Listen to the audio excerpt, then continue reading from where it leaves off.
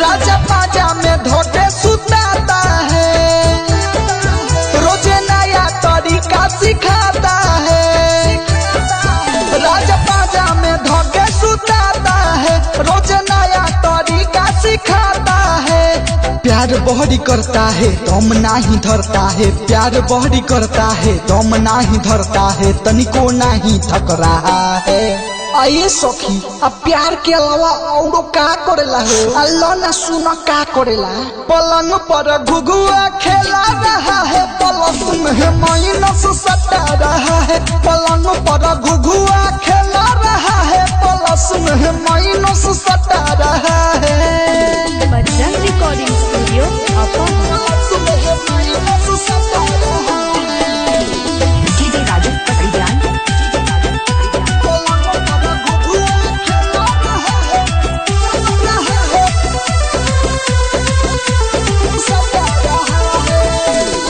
सुबह शाम खाना पानी लग में लेके आवेला, गोतिया में हमके सुता के मुँह में खियावेला। ओहो सुबह शाम खाना पानी लग में लेके आवेला, गोतिया में हमके सुता के मुँह में खियावेला। दिया बुताई के किली लगाई के, दिया बुताई के किली लगाई के बहना डोला रहा है। अरे ये सखी, अब तारा घर में पंखा नहीं के का की बेना डोलावेला? अच्छा औरो का करेला?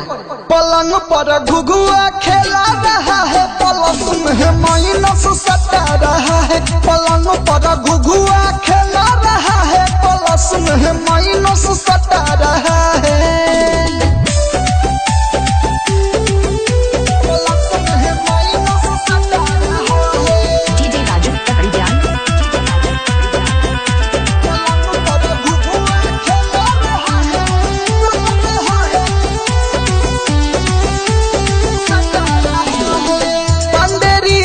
राती के नाही लेवे कबो रेस्ट हो, निखिल बदरत ही राइटर बाटे सबका से बेस्ट हो।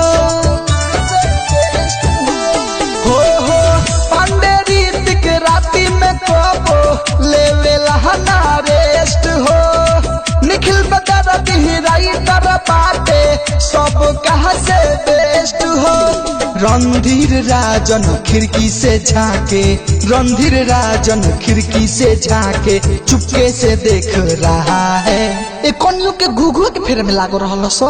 अच्छा ये बताओ सूरजवा का करेला? पलंग पर घुघुआ खेला रहा है, पलंग में माइनस सटा रहा है। पलंग पर घुघुआ खेला रहा है, पलंग में माइनस सटा रहा है। बजरंग रिकॉर्डिंग स्टूडियो अपहर।